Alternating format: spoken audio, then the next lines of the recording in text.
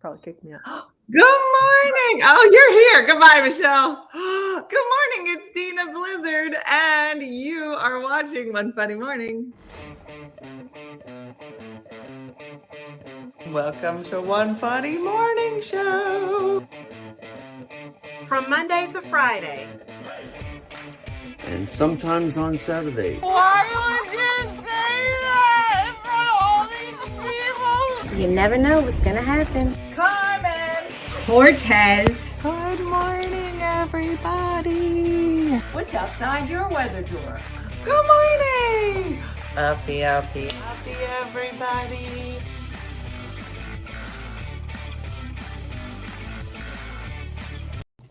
I'm Christine Doty from Binghamton, New York, home of the Chicken Speedies, and you're watching One Funny Morning with your host, Dena Blizzard. What did you say? Oh, look who looks like they just rolled out of bed. What is a what? A something skeet, something what? I gotta play it again. Hold on. Everybody watch this. Here we go. I'm Christine Doty from Binghamton, New York, home of the Chicken Speedies, and you're watching One Funny Morning with your host, Dena Blizzard. What is a chicken speedy? Good morning, YouTube. Oh, Joyce Mooney was on the YouTube because she scheduled it, which meant it was gonna go live either way. So we're live on YouTube and we're oddly on time, which is weird. Why you look so gorgeous? I don't know. I don't know what's happening. Chicken speedy. Is it like a chicken speedy? Everybody heard it right. Chicken feet? No, it's not. Is it chicken feet? Chicken speedy. I don't know. I gotta Google it. I've been loving the hair these days, girl. I showered today. Chicken speedy. I bet I'm the only one Googling that at 8:30 in the morning. Chicken speedy. Oh, grilled chicken speedies. It looks like a cheesesteak. Oh yeah. Let me look. Here we go. Thank you, Kimberly. Wish I was going somewhere. I'm not. Speedies are the pride and joy of the greater Binghamton area of New York. Is that where she said she was from? They are such an important part of life there that the biggest party of the year celebrates them. Why have we never heard of these? The Speedy Fest. There's a Speedy Festival. The Speedy Festival and Balloon Rally brings thousands into the area. Chunks of pork, chicken, lamb, and venison are marinated in a mixture of oil, herbs, and vinegar for 1 to 3 days. What? And served on Italian bread with no condiments. So it's olive oil, white vinegar, I'm going to say wine, lemon juice, garlic, salt, crushed dried mint, salt, dried basil, dried oregano, black pepper, 4 pounds of chicken, wood skewers soaked in water for 30 minutes. Marinate for 24 hours. I think I'm going to need to get a chicken speedy. Speedies are marinated cubes of meat cooked on a skewer and typically served on a long roll. They're delicious. Imported as a delicacy from Italy, it's widely believed that speedies are strictly a greater Binghamton phenomenon. Who knew? Look at us. See, you guys got to make a video. Come up. We have a sauerkraut festival in a town not too far from where I live. That must stink. That has to stink on Sauerkraut Day. That's just not a day that we would have in New Jersey. It was like, you know what we should have? Sauerkraut Day. Yeah. Nope. Love Speedies, said Annette. And my daughter went to Binghamton University for 4 years. Never had one. How'd you just come on? You're already talking. Was there an intro? Yep. No, you missed it. Can we go to the zoo? 3 days of stink. Good morning, everybody. Good morning. Diana just added this colorful plant. She was like, it needs some color. So that's been added to the set, in case you were wondering. I didn't grab anything for breakfast because Michelle insisted that we're on time. And now I'm starving. So I'm just going to turn this. It's on YouTube, Sharon. So everybody just sit there for a second. So I got some articles. We have a guest today. Oh, we got so much happening. We have a guest for tomorrow. Hold on. Let me get my days.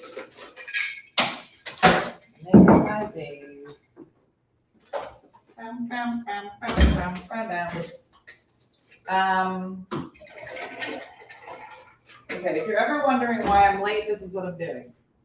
Just grabbing random things to eat. And then Michelle was like, make sure you're on time. All right, now I'm ready. Okay, here we go. We do a trip to Binghamton. Can we do an excursion to Animal Adventure Park and visit the giraffes? That was April the giraffe's home. I'm sorry, Newark smells bad enough. We don't need sauerkraut day.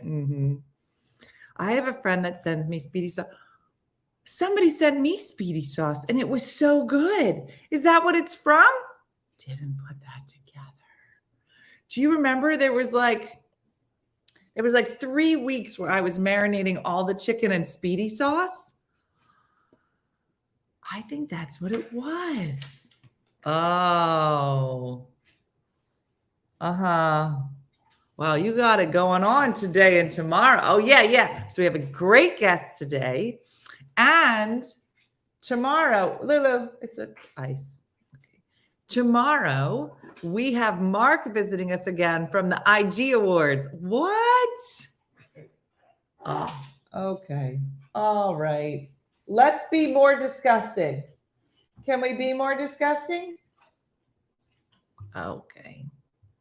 Yeah. What are you doing?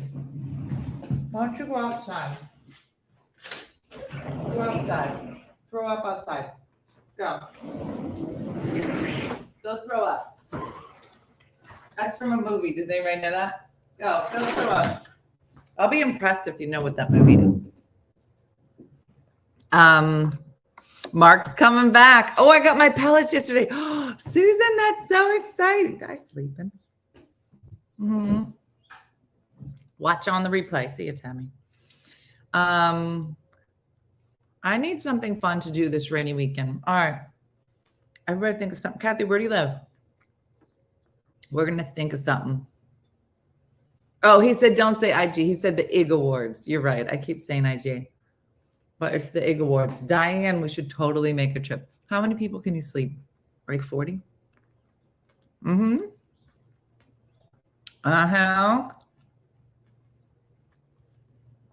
Kelly won. It's Monsters, Inc. Kelly? And that's in the bloopers of Monsters, Inc. That's not even in the movie. That means that Kelly is just as much into Monsters, Inc. as I am. I must have watched Monsters, Inc. and Shrek on replay 1,000,000 times. There are hotels on Fire Island. I've never been. You know, Diane, it's been on my list. So at the end of Monsters, Inc.,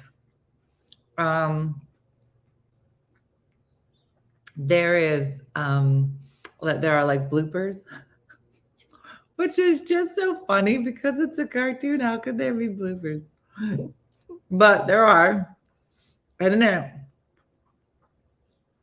Mike Wazowski is trying to get Boo to go in the door. I know all their names. He goes, go throw up. He's supposed to say, go grow up. But in the bloopers, he says, go throw up. So stupid. Who would use Shrek hands and Shrek voice to yell at me? So funny. The bloopers are fantastic. I was like, how are you gonna? So funny. I don't know. Yeah. Hi, David. Thanks for being here.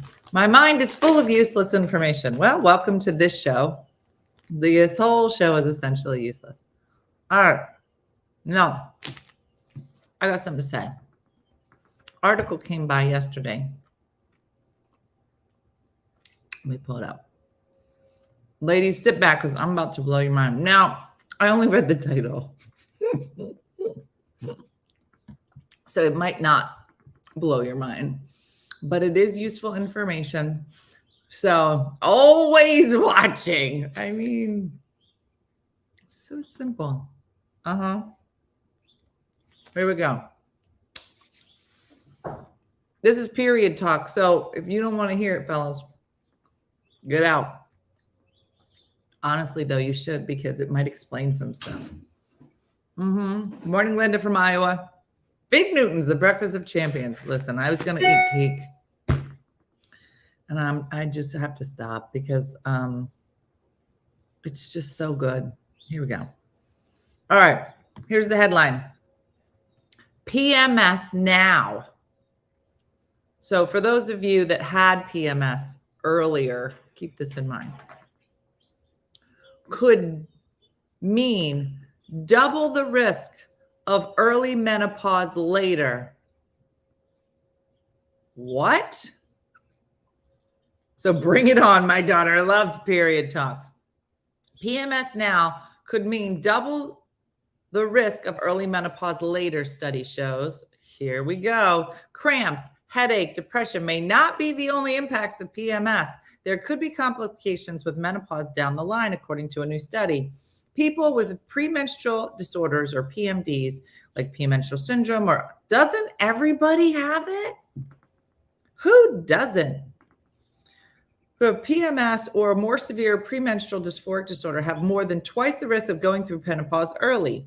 We found compared to women without PMD. Is there somebody that doesn't get PMS? Please raise your hand and tell me how joyful your life is. Who doesn't be like, ugh, I think my insides are coming out. Oh, isn't that just your period? I don't know anybody. We found compared to women without PMDs, those with PMDs have 2.67 times the risk of early menopause. All right, Patty said, I did not have too much PMS. I don't get cramps, said Joanna. I don't get cramps, but still moody. LaDonna, still in here. I'm in the Department of PMS now. I never had PMS, but menopause was out. Was it early, Margaret? I get hormonal and bloated, but nothing else. Laura, that's enough. Could you imagine if for one day all men got their period? Ugh. Do you know how many apologies? Do you know how much coddling, bringing soup? What? Menopause is considered early when it occurs before age 45, which will happen to 5 to 10% of women. Early menopause is concerning because of the shortened reproductive years. Girl, who's having babies at 45? Stop it. Because of links to other health concerns. It's important to identify women at risk for early menopause because of this link with poor heart, brain, and bone health. And a 2010 study found that women who experience early menopause are at increased risk for overall mortality, including cardiovascular disease, osteoporosis, and neurological diseases. Women with PMDs were also more likely to be hot, gorgeous, and have great hair. I added, I'm vamping. Also more likely to have severe vasomotor symptoms or hot flashes and night sweats. Prior research has shown a link between hot flashes and later cognitive decline and heart attack. Oh, this is just getting better. This is just getting better and better. It would be great to be outside. It's so beautiful. My daughter lives with me. I feel her symptoms when she's had her periods. Anyone else get that? Yes. Get the pellets early. What age is early menopause? They said anytime before 45. The study, published Tuesday in JAMA, included data from more than 3,000 women, 1,200 with premenstrual disorders and 2,400 without, who took part in the study, blah, blah, blah. Beginning in 1991, 1991, this report's like 22 years old, this study. That's how long they've been doing it. Like the results just came out. Beginning in 1991, there was women self-reported their PMD diagnosis and answered a questionnaire to confirm symptoms. Researchers followed the participants every 2 years until 2007 to assess when the women went through menopause. And in 3 of those surveys, in 3 of those surveys asked about the severity of the symptoms. It's important to note, since this is an observational study, that it cannot say that having premenstrual disorders causes early menopause. Instead, the results show that there is a correlation between the two. The study is well designed, however, and highlights an important reproductive health-related condition that's under-recognized and undertreated. Next, researchers need to study why the two conditions are linked and whether there's a biological process that connects them. There has been some research to support the idea that PMDs and early menopause are connected. Studies have shown that the two have common risk factors, such as development during puberty and smoking, that they say could be common causes. What to do?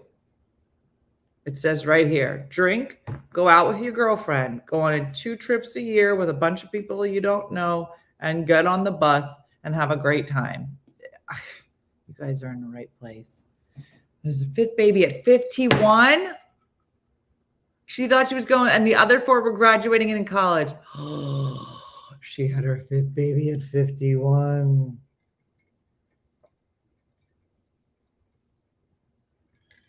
A doctor told me that each woman has so many eggs. When your eggs are gone, menopause. I heard when we're born, Heather, we have millions of eggs. I don't think that's right, because I have not lived a million years. And it also says to eat cake. Peri started in my mid-40s and period stopped at 58. That's a long time. But you know what, Margaret? I think that I was peri by my late 30s and I had menopause by 50. And she said, I probably had menopause by 49. She said that I was early. Look at that. Who am I today? What's happening? I'm worried, said Lori. Lori, I'll tell you, it's on CNN this morning. I don't know how to send it to you. It says PMS now could mean double the risk of early menopause later. So do with this what you want, ladies. But there's nothing in here that says you should lay down, ignore your family, and take care of yourself, because these are hard times. And I feel like that's why this article is wrong and slightly ridiculous. Started my and no period after 45. Anne Marie, that was fast. Period at 9. Endometriosis at 24. Menopause at 41. Sandra.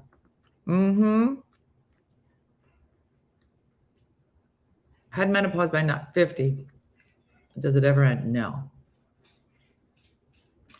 Menopause was easy, as I had a test and determined I had already passed it.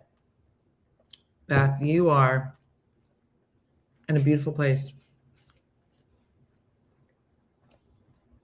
At my last pap smear, I told my doctor I'm going through menopause, and she laughed at me and told me I was too young. I was probably 47. What? That scrunchie on your arm is about, I guess it's an annoying, and he's, Viola, it's not a scrunchie. It's if it makes you feel any better, it's like a pressure point for, I got the bad, I think it's like carpal tunnel or something. Yeah. I'm 47. I'd like to invite my period to go. Jurgen, I don't have it. So lucky. Jurgen, if you had your period for one day, you'd be like, girls, I'm out. I am out.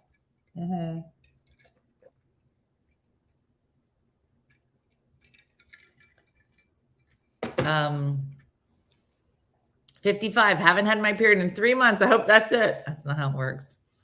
So for some reason, somebody came up with this thing that said you have to be without your period for a year. What?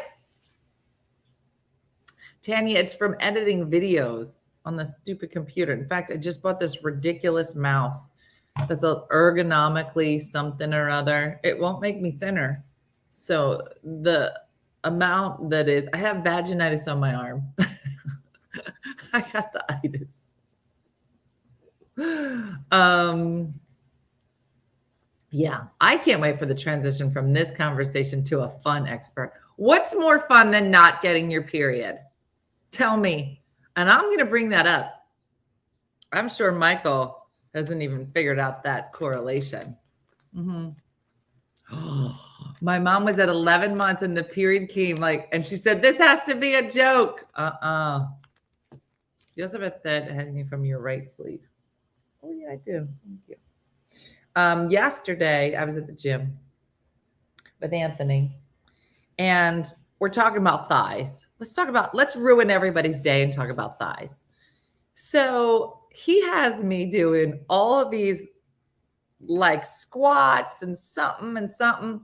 And I'm like, listen, my butt better look amazing after. You know what I'm saying? I don't know if anybody is doing, it's too much. I was like, who knew? Look, try this. Michelle, stand up. Look, do this. This is the dumbest thing in the whole world, and it's so hard. Everybody stand up. All right. So normally, right, or you're just going to spread your legs like this. Oh, she said spread her legs. What? This way, ladies, focus. All right. So normally you would just go down and you squat, but you got to keep your front leg straight. So your knee should not go over your toe. It has to stay over your ankle. Okay. That is just do it. Get up, lazies. Get up. Do one lunge. It's not going to kill you. All right. I can do that. So you have to do this. Michelle's doing it. I can see it. All right. This is slightly painful. Then he changed it and he was like, now do this. Switch legs. I just scared a dog. Yeah, Michelle's running away. Okay, now are you ready? That's one exercise. You got to do that 12 times. Okay, I'm just going to live vicariously through you and your lunges. No, it gets worse. Are you ready? Now do this. You got to go down into a lunge like this. Okay, then when this leg is over your right foot, you got to lift this leg straight out. What? Yeah. Yeah, my knees are staying. It is. I'll just pretend I'm doing this.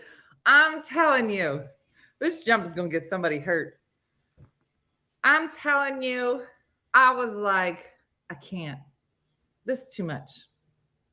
So I say to him, now look at it. Ready? I say to him, look, you see this right here? When does that muscle kick in? You want me to fall on my face. That's what you want, said Patty. Mm-hmm. That looks like the dance move when the Brady kids sang in the cuz. Do down, do down, do down. That does. Yeah. Yeah, now I'm swearing. Yeah. That was hard to watch. Kathy, either way, I say to him, how long is it going to be before I get a muscle right here? He said, what do you mean? I said, the muscle. I'm going to have the bagel fill up the plate. I just did a jump lunge and my foot kicked off half the bag. Is that you, Michelle? Who wrote that? That's Michelle. See? And now you can't eat the bagel. So it works. Okay? And that's how you lose weight. So I said to him, how long is it going to take? Do you guys know that there's supposed to be a muscle there on the inside of your thigh, top of it? I was like, there's supposed to be a muscle there? He was like, there is a muscle there. I go, I don't have it. I think I was born without it. He was like, you weren't. There's a muscle on the inside of your thigh. I was like, I don't have it. I think mine was stolen. And he was like, Dena, I'm telling you, you keep working out and you keep doing these leg things. Missy, did you know that there's a muscle on the inside of your thigh? I was just doing stretches before I joined and I strained something. Missy, right here. There's supposed to be a muscle here. What? So he's got me doing, and I do feel a little bit of a muscle like starting, like a baby muscle, like it was just born. Mine's on back order. So I said to him, it's Athena, it's because he got stuck downstairs. Mine was stolen. Hold on. Colby was sleeping downstairs and he decided he wanted to come up. Come on, Dena. All right. So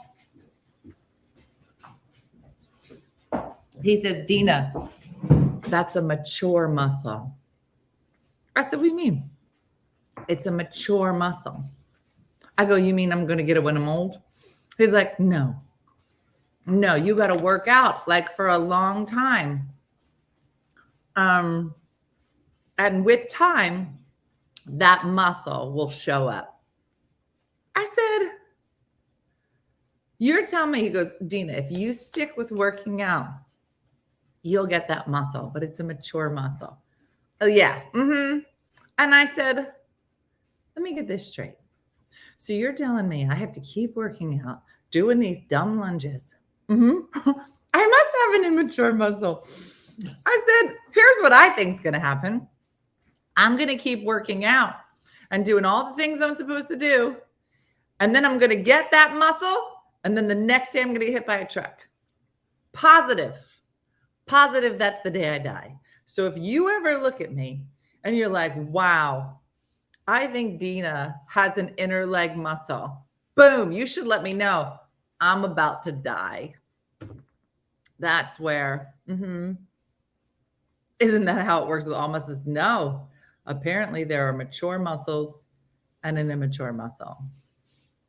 And baby muscles. Ride horses and you'll find it. Everything about my body is mature then.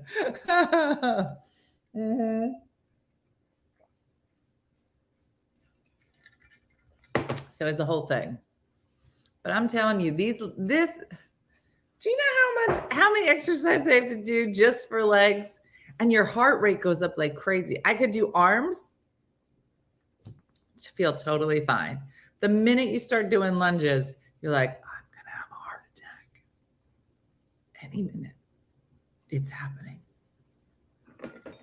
So it was very funny yesterday. Anthony. I use machines at the gym for legs. There's the one that works that muscle, but I don't do it enough. Yeah. So he got me on the leg extensions and the leg, whatever that is. I'm still trying to excavate my long buried abs. Yeah. I strained my inner thigh muscles taking off my shoes. I know. Look at me censoring myself, Shikendra, you and me. I didn't say it. In the inside, I said it. But I know what you're saying. Bigger muscles, higher heartbeat. Tore my hip flexor doing squats. Girl.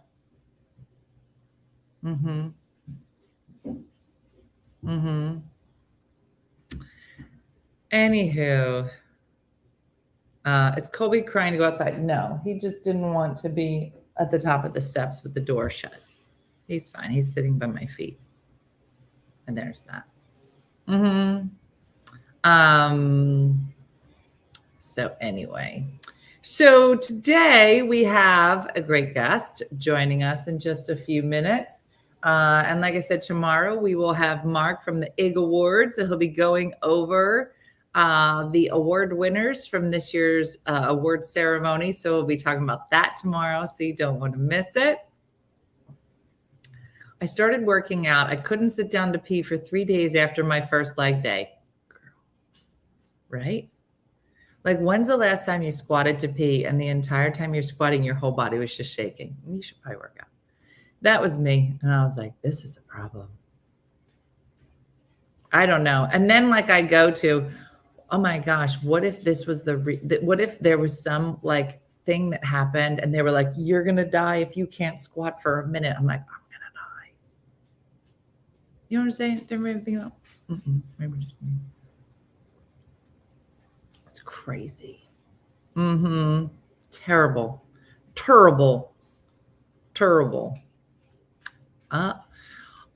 So we're super excited. So I guess it was a few weeks ago, maybe a couple months ago. I like to do the readings and figure out what's happening in the universe. I love all things biology and science. As we were talking about early PMS or PMS symptoms, living and kind of having a correlation to early menopause, anytime that I come across articles that are about women's health, or more specifically mental health, they are of interest to me. And, I hear so many people talk about this show and why they watch this show. I have no idea why, but apparently it makes some people laugh, gives a little joy in the morning to start the day, which is nice to hear. And so when I saw an article pass through my reading on CNN a couple months ago, it stuck with me. And it was a conversation about whether we should be pursuing happiness or be pursuing fun. So if I said that to you, what do you think that researchers are finding? Do you think that they would say, based on our research, you should be pursuing happiness or you should be pursuing fun?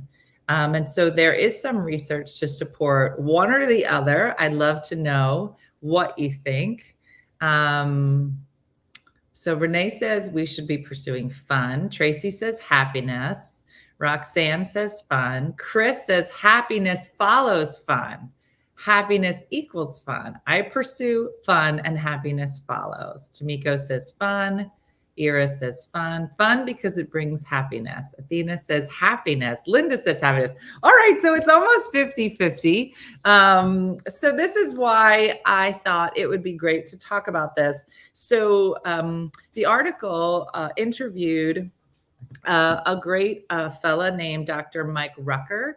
And it was a Q&A talking about why we should be pursuing one or the other, and some things that you could be doing in your life every day to kind of put you on a track to pursue that. And so I asked Michelle to reach out, and he happily agreed to join us today to talk about it. So let me go. Michelle, are you ready, Michelle, with our thing? There it is. So let me introduce Dr. Mike Rucker is an organizational psychologist, behavioral scientist, and charter member of the International Positive Psychology Association. He has been academically published in publications like the International Journal of Workplace Health Management. His ideas on fun and health have been featured in the Wall Street Journal, the Washington Post, Fast Company, Psychology Today, Forbes, Vox, Thrive Global, Mindful, Mind, Body, Green, and more. He currently serves as the senior leader at Active Wellness and is the author of the best-selling book, The Fun Habit, which is out now.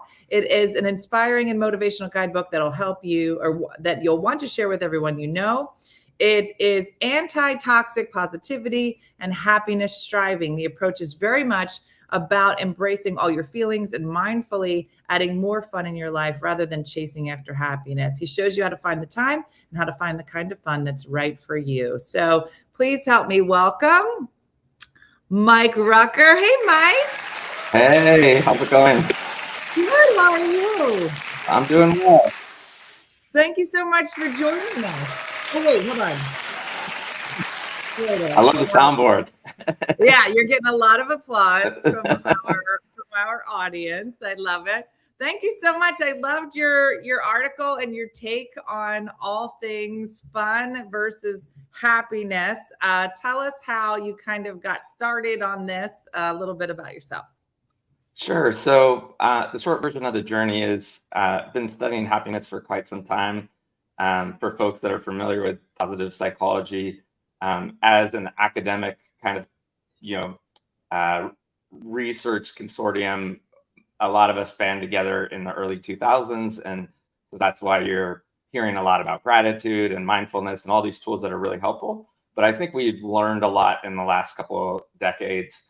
And so in the book that you mentioned, The Fun Habit, I unpack my story of kind of overemphasizing this goal of happiness and how it can lead to some interesting consequences. And we've learned that, not just my personal anecdote, but there's a lot of research to suggest, as you kind of mentioned in the introduction, that this toxic positivity where we all feel like every day has to be a good one and we lose emotional flexibility to kind of deal with the slings and arrows, can get us to ruminate on the things that are going wrong, because we had this evolutionary sort of predisposition, right, to worry about things because that's what we need to do to protect our safety. But we don't live in a world where saber-toothed tigers are coming at us anymore, right? We can kind of organize our day and celebrate the wins and, kind of deal with the losses.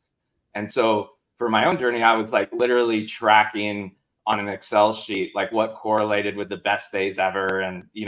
And because I was having a pretty good stretch, but in 2016, my younger brother passed away quite suddenly. So it was just a bit of bad luck on the Oregon Trail. And then I had an accident. Up until that point, I had been kind of a amateur endurance enthusiast, not an athlete, but certainly enjoyed running in triathlons, and found out that I had advanced osteoarthritis, likely due to an earlier injury. So obviously losing my brother was quite traumatic. And then this way that I mitigated stress was kind of taken away from me. But because I kind of had this Pollyanna look, because if you recall, in those days, we were trying to, live in this good vibes only culture, right? And I was like, I can will myself out of this. And paradoxically, the more I did, the less happy I became, the more unhappy I came. And so being a researcher in this space, I found that quite interesting, and found that because I was really looking for ways to help myself out of this, that there was this growing trend of folks that not necessarily values happiness, like, wanting ourselves to be happy and our loved ones to be happy. That's not problematic. So I'd like to make that distinction. It's that concern, right?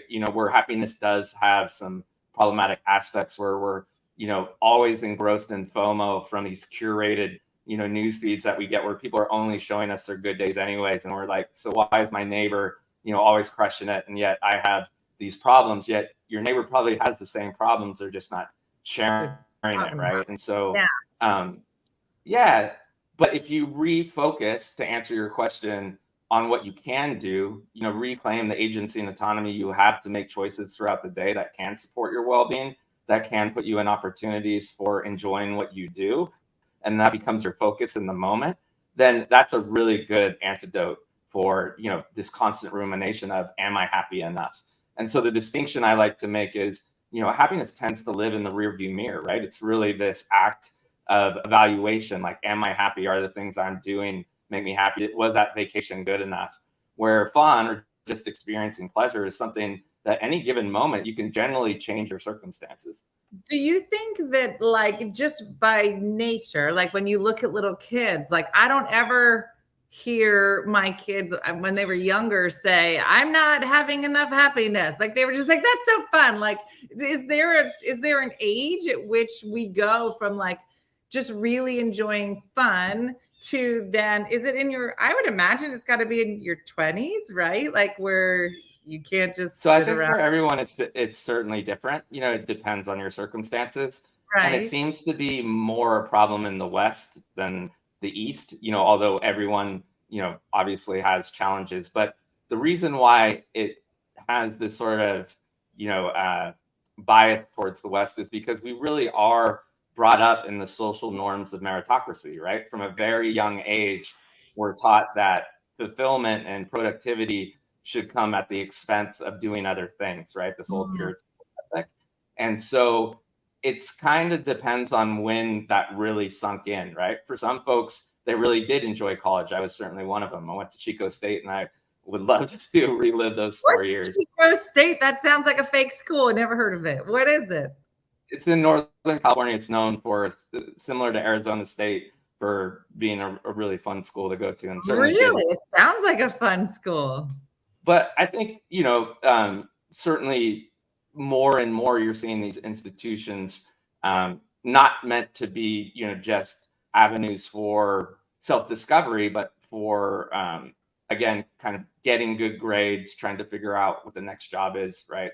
Yeah. And so these things become problematic in the sense that we are taught at a very young age to filter the way we spend our time through productivity and kind of discount enjoying ourselves. Yet what we found, paradoxically, is the folks that also value their time and value wanting to enjoy the time they spend are some of the most productive people. And so that's why, one of the unfortunate byproducts of, this grind culture is seeing burnout at record levels across all vocations, right? Because it's insidious and it happens slowly over time, right? You're like, oh, well, I'll catch up this week and then I can have fun next week. But that becomes this perpetuating cycle, because the more burnout you are, the less you can do. And yet, again, it's such a slow burn that, it's hard to kind of figure out what went wrong, Yeah. Well, it's so funny because I thought that was so interesting, is that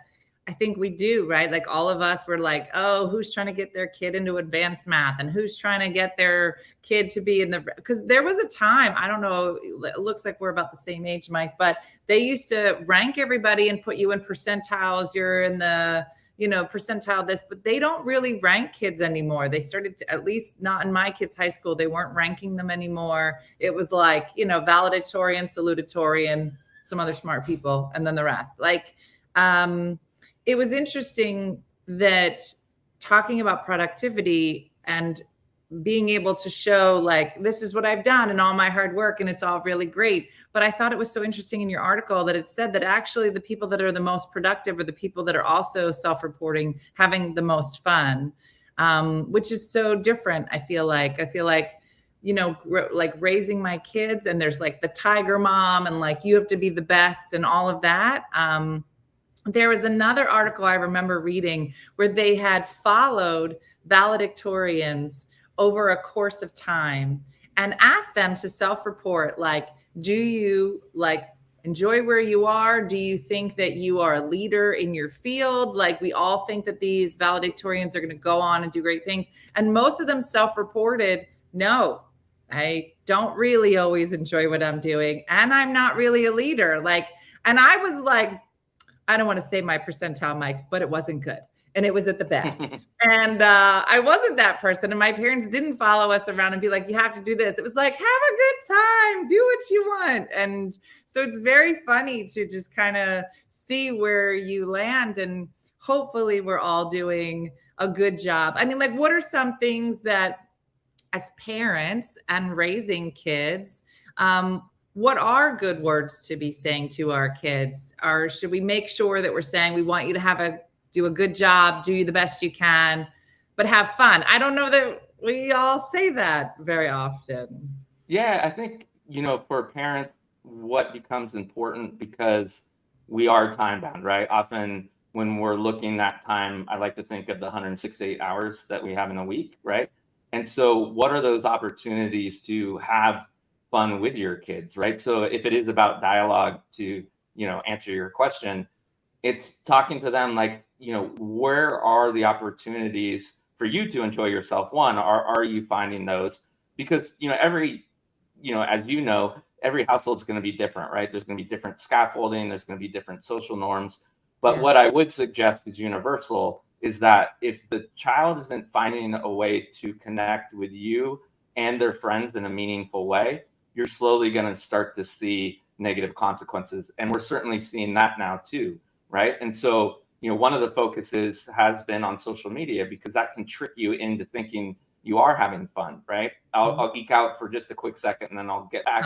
But in psychology, we call that valence, right? And so, the way we kind of describe pleasure is, if you're on the positive side of valence, it means you're enjoying yourself. That's a spectrum, right? From kind of just, doing something you enjoy, like a hobby, to, something really high arousal, like, being at a Taylor Swift concert with your friends, right?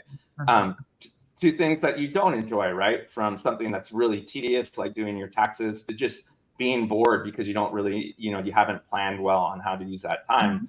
And so what we're seeing is when a child, is not really directed to use their time mindfully and does spend too much time on something like TikTok, one, it kind of hijacks their attention, but two, it sort of tricks them into thinking they're having fun, because it displaces that boredom, right? It displaces that kind of not fun, that negative valence state, but it doesn't get them into a positive valence state, right? And so what we know is that that kind of leads to what we call mind wandering. And if you're always mind wandering, you're not really encoding information. You're just kind of flipping through things that, your mind tells you isn't important to remember, but it kind of, feels good because it's displacing, either some frustration or So are you saying, so like, if you're bored and you're going on TikTok or whatever, you're just distracting yourself from your boredom instead of going and finding something you enjoy. Is that it? That's exactly it. And so Okay. to answer your question, it would be asking your child, like, what can we do? We call that active leisure, right? Instead of passive leisure. Like, what is it that we can organize for you instead of using your time like this? Like, is it a play date? Is it something that, just engaging them to help them be mindful of what is it the thing that they really enjoy? Because it's a 1-2 punch, right? One, you start to index these memories of things that are really enjoyable, and your child, and if you participate, I advocate for doing that. Like, I often talk about taking cooking classes with my daughter because we both have fun, and then also takes the sort of pressure off of me to be the teacher. Like, if we make a mistake, we can kind of laugh at someone else. It's not, that power exchange. It's often when someone's trying to pass on a hobby to their children, and it creates these memories, right? So you've indexed these memories that you can look back on and reminisce, so it has that extra power, but then it also displaces this thing that we know is causing a lot of loneliness and unhappiness for children. So is there a time, Mike? So I feel like the chaos of life, when you have little kids and you're running from thing to thing, like saying we should make time for fun is a little easier now that my kids are gone than when they were younger. And I think that all parents are kind of get into that rut where you're like, I can hear myself always just on my kids. So I'm going to try to also plan things that are super fun. But I also think that, like, this group that's here on Facebook, I would say some people are child rearing, but a lot of us are kind of in the other end of the spectrum. Do you find that as people get older, that innately they have more time to pursue fun? Do you find that? Or is it really something that we need to be mindful of that's a learned behavior? So let me start by, I would never say make time for fun. I generally clarify that right up front, that you want to create the space so that fun can be filled in, right? When what we know is the facet of toxic positivity is someone that already has an insanely busy schedule to say, hey, let's stack fun on top of that, right? It's a recipe for disaster. Like, forced family fun is not okay. That's right. So because that's all we did. Well, because it creates what we call moral injury, right? I mean, it's just another sort of, death by 1,000 cuts. Like, hey, you're already worn thin, right? So let's add another thing you have to do and think about on top of, an already stressed sort of cognitive load and busy schedule. But what can happen is, if you look again at that 168 hours, what a lot of people, at first blush will say, well, I don't have time. Generally, we've habituated a lot of behavior that, if we look at it critically, like, wow, I really could, not do that and use my time more wisely. One of the common ones that, when a parent kind of thinks about it, is an easy flip, is the folks that, know that they need to get their kids out of the house, so they take them to the park, but don't engage, just kind of sit on the bench and watch their kids play while mindlessly, flipping social media, which again, isn't really fun for you. It's just displacing the boredom. So there's a couple of things there, right? One, you're not having fun, but then two, it's such a lost opportunity for you to actually enjoy that time with your kid, because you're not really going to remember it, especially if it's something you just do week after week, right? So looking at those opportunities, and they're going to be different for everyone. How could I switch this? And oftentimes, going back to your original question, it's just having a conversation. Okay, I don't want to go to the park again this weekend, but I do want to do something with you. What's something that we could both enjoy? And oftentimes they might give you one or two things and you're like, that doesn't sound like fun. You don't have to say yes. You don't have to always be people pleasing. Just like if they were with a friend and their friend said something that they didn't enjoy, like playing soccer, and they're like, no, let's do something else. You have that agency and autonomy too. You can be a parent and a friend as well. I love listening to you, because I feel like when my kids were young, so I was a full-time stay-at-home mom. And so by the time we got to the park, I was like, you need to get your face away from me, and mommy needs to sit here and have a whole conversation. I feel like so much of it is so hard, because when your time is 100% your kids and you barely have interactions, I think that's hard. I think that's a hard balance. But I think that has more to do, Mike, with just having a better balance for your own mom brain. I think that, I know myself, if I wasn't in a good space, no, I didn't. I was just like, you need to get this energy out, so you go to bed. And I think that Which that's is fair. Like to the do you extent. find that that's a barrier for a lot of women? Just Well, tired, first, just being tired. right. So if you feel like you're burnt out, just like, the vocations that we kind of gave a tip of the hat to, figuring out how to remedy that is going to be an important first step. Like if you don't feel you have the scaffolding you need to be able to survive, we need to figure that out first, right? And so for everyone, that's going to kind of be different. But yeah, if you are coming at it with kind of a disdain in that activity, like we need to figure out what is that problem, right?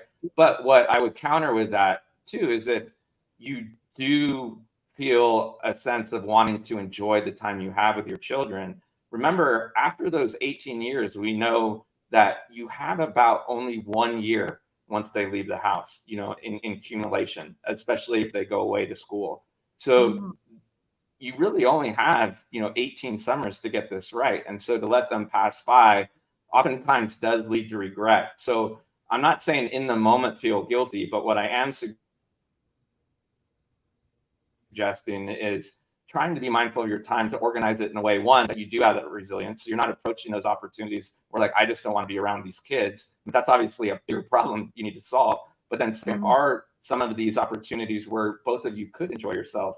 And then certainly finding those times for renewal. Like in the book, I talk about, organizing our time in a way that created dates so me and my wife could reconnect. Because we found, probably like a lot of couples early on, we were so engaged and just so overwhelmed with all the new information that we were starting to disconnect. And so reclaiming just 2 of those 168 hours was all it really took, because they were very mindful hours where we got to share, and then also figure out what it is that we needed to be able to move forward. And then we were able to approach our time with our kids in such a more joyful way because we had that resilience. Yeah. Now, and it's funny too, because I feel like some of the best times were not always like, let's go golfing or let's go do this. We just got our bikes out and put air in them and rode around town. And we started playing. I taught my kids all how to play pickleball a couple of years ago during the pandemic. And so that was something that we could all do together, and it was engaging and it was competitive and fun. What are some like tips that you have for people who, maybe kind of are in the thick of things, whether it's with kids or not? We do have a lot of people who their kids, like you said, have moved on and just trying to find fun for themselves. Like somebody today was like, it's gonna be raining this weekend. Does anybody have ideas on some things that I could do? Like, are there things that we could be doing in our life to just pursue fun instead of happiness?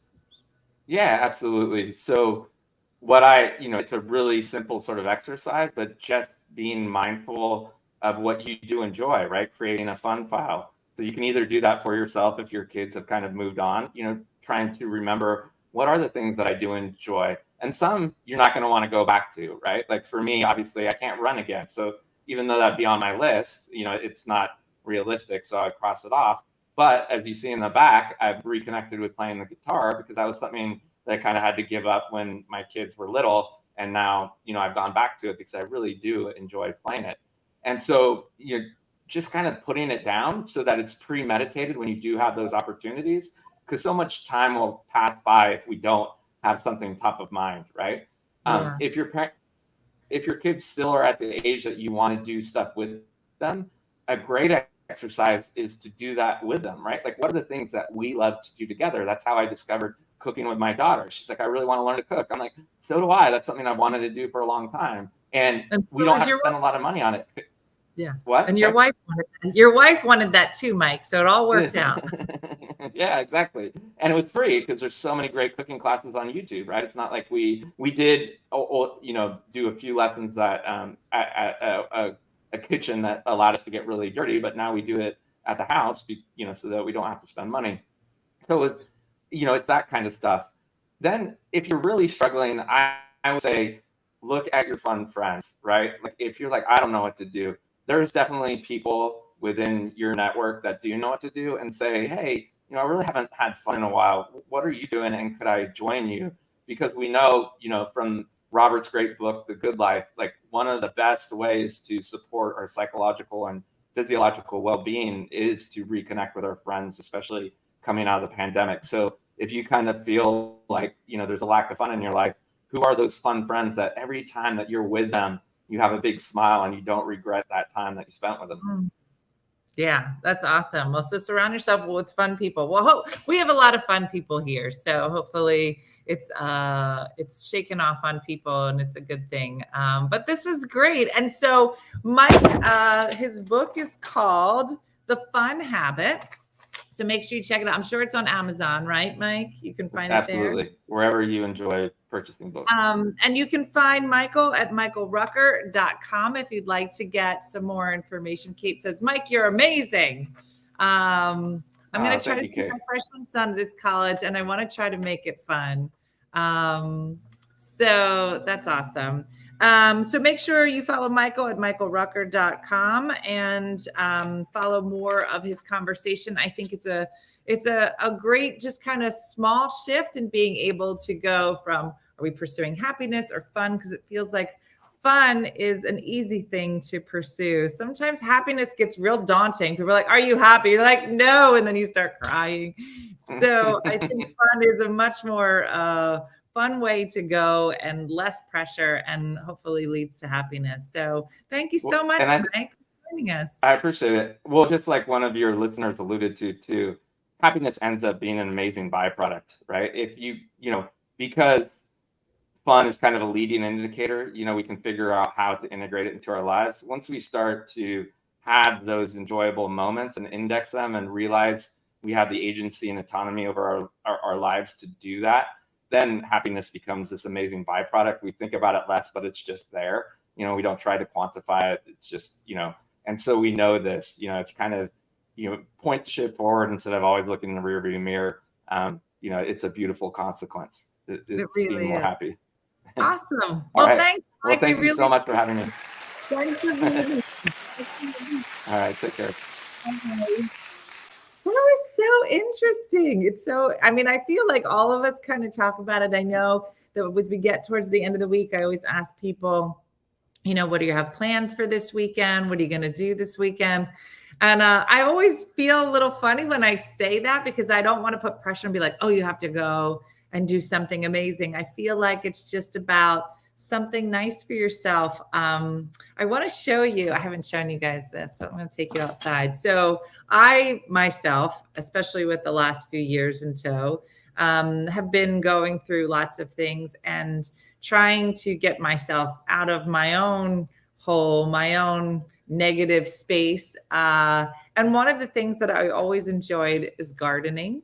And so I decided to, work on the house here, but then I also wanted to garden a bit. And I think gardening is such a great thing because it's not instantaneous. It definitely takes some care and some time, which is, for everything that I've been going through for the last year, was the gift I gave to myself was time. I was like, this isn't going to get fixed right away. So let me be patient with myself. Let me be patient with other things. And so for the first time ever, I planted sunflower seeds. I've never have grown a sunflower, but I did. And I was going to show you in a picture, but they're so pretty and I don't know how much longer they're going to last. So I'll show them to you. Oh, look how beautiful. Yeah, thank you, Michelle, for my cropping. So there was nothing back here before. It was just dirt. And so I said, well, I have these seeds. I'm going to plant them. And so they were nothing. And then they were these tiny little, yep. I remember the year you accidentally put a penis-shaped flower garden in your yard. That's weird, Missy. That never, it did. It's still up front. But look how pretty. Oh, there's a lot of poop too. Colby, do not eat poop. Look how pretty she is. I love it. I know. I've never grown them before. Not all of them. I don't know what happened to her. We don't Don't look at her. But the other ones came out really well. So I hope you get to pursue some kind of happiness for yourself, whether it's gardening or just going out to lunch with your friends. Not happiness, fun. Come on, ladies and gentlemen. So go out, have some fun this weekend. I know I am going to roast them. I can never get them to grow. The birds eat the seeds. You can dry them out and the birds will eat the seeds. I know Sherry said she's going to teach me how to cook them up and eat some. I don't know. Anyway, I hope you enjoyed our guest today. I think it's just a tiny little shift from when people say, are you happy now? And you're like, I don't know if I'm happy, but I'm definitely having fun. And spontaneity is the best. So do something that you've always wanted to do, or go reconnect with someone, or go have a yummy waffle in Saskatoon. It was such a great day. But it's been a long journey. I know everyone. I didn't plan the yard yet, Judy. I got to get the funds up. I'm on the bathroom right now, so I got to do it. And so I know that everyone here in some fashion is carrying something. Everyone's got a cross to bear. And some days it's easier than others, like Mike said. And so we try to talk about, yes, try your best to have fun, but also honor those days that aren't that fun and give yourself some grace, give yourself some time, give yourself some ice cream, all of the things. So I want to thank Michelle for booking a great guest today. She did a great job. And we have another great guest tomorrow. Mark is joining us from the IG Awards. So be sure to join us for that. I'm sure that's going to be a lot of kooky conversation. But thanks as always for joining us. And like Judy said, and now Michael Rucker says, do something nice for yourself and for others today. And I look forward to seeing you here tomorrow morning for another wonderful morning show. But have a great day and a blessed day, everybody. And we'll see you tomorrow. All right. I'll see you. Bye. Hey guys, if you enjoyed today's morning show, make sure to follow us for more One Funny Mother content. Okay, all right. Morse code is tapping. And check out OneFunnyMotherStore.com for great new inappropriate swag. And for more exclusive content, consider becoming a supporter. She got a bad leg. Thanks again, and we'll see you tomorrow on One Funny